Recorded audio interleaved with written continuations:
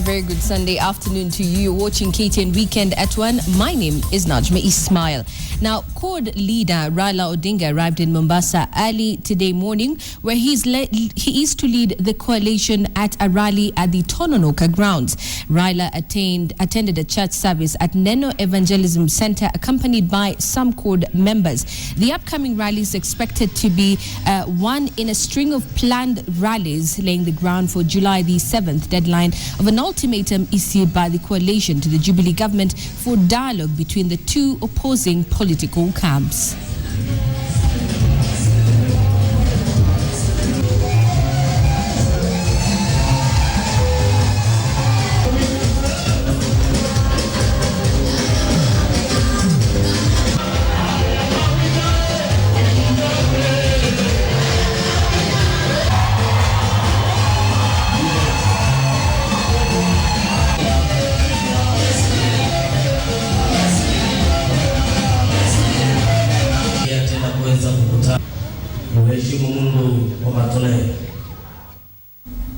Well, we're now joined live by our senior reporter Ferdinand Omondi, who is in Mombasa, to give us the nitty-gritties about the Tononoka rally. Good afternoon, Fadi. Good afternoon, Najma. How are you doing? I'm good, and you? Fantastic. Brilliant Sunday here. Okay, now tell me about the Tononoka rally, because yesterday the CORD leader talked about some of the MPs being over-enthusiastic with their security detail. What should we expect there today? You're very right, Najma. Here in Mombasa, it's been pretty chaotic in the recent past. I remember the last CORD rally I had of the elections was an absolute shambles, because some of those security volunteers hired allegedly members of parliament became overzealous, pushing people left, right and center. I remember there were some even youth enforcers from ODM were trying to block some aspirants from the Wiper Party, and eventually it all imploded and everybody was full up to the podium itself. They were hardly able to talk.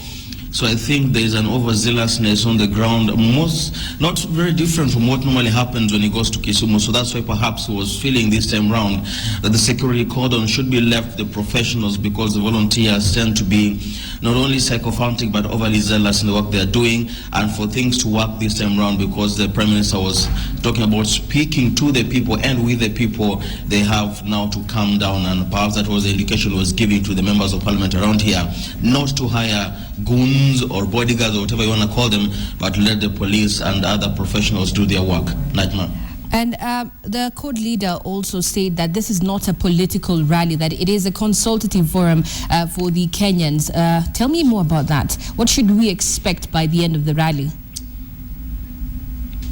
Well, when he came for the burial of Sheikh Idris midweek, Raila indicated that this will not be a rally where they talk at the people or to the people. He said that he would be giving some members of the public a chance also to tell them what they need. So this, for example, I guess, is trying to set the stage for the national dialogue he has been pursuing, to see whether to demonstrate this is exactly what he wants. So perhaps we are looking at a situation where after they have spoken with the people, they may give a few others chance to talk to them, so they know exactly how to set the agenda for the national dialogue.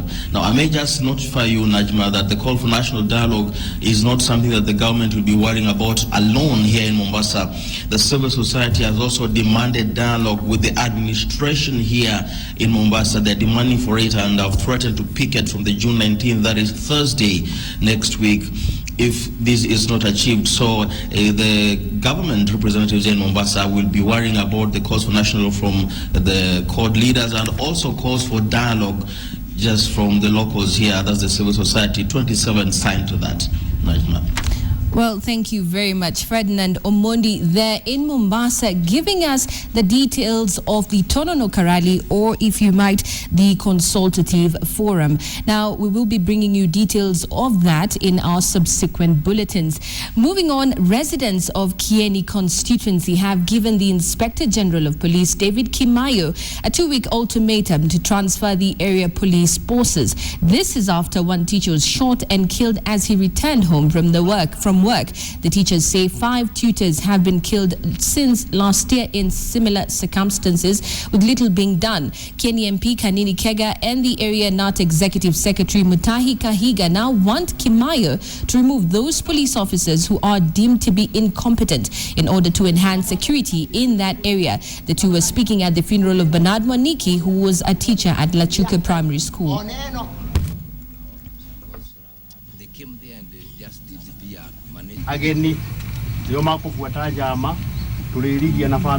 We as the teachers of Nyeri would want to state and say that if in 2 weeks nothing has been done, we will take some action. Had one zebra or a buffalo or even a rhino been killed in that sorry lunch, 3/4 of us would be in jail today. As we are speaking, nobody is in jail. Hata kaa hapa Kieni, sisi Kieni sio wale watu ambao watakuwa wanaletewa wale watu ambao hawafanyi kazi. Kwa hivyo mimi na tutasema tunawapatia siku 14. Tunapatia Kimayo siku 14, tunapatia Kavuru siku 14, waondoe OCS na wale maafisa ambao wamezembea katika kazi hii. Manake wako ni vibaya sana kutoajibika. Unasikia mtu wako na buduki na mnamwashilia anaenda. Sasa labda hata wameua watu wengine, hatujui. Well, we will be taking a short break, but we will be back with more news. Welcome back to KTN Weekend at 1. Now, residents of Lolgis village in Samburu County now have a reason to hope for better days ahead after the commissioning of a 5 million shilling water project there by NGO World Vision. Water in the region is a scarce commodity, with some community members traveling for up to 70 kilometers in the vast Samburu region in search of water for themselves and their livestock. The project commissioning ceremony was officiated over by the Samburu County Assembly Speaker.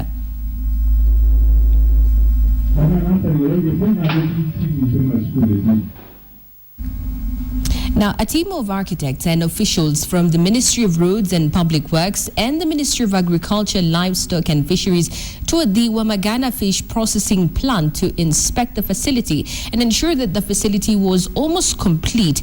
Aquaculture, which has overtaken marine catch in the country by 22%, with the production now standing at 48,790 metric tons, as the market value for aquaculture products is currently estimated at 18 billion shillings from 1 billion in 2009. Director of Administration in the Ministry of Agriculture, Patrick Osare, said that the visit was the first ahead of plans to hand over plant to the county government next month.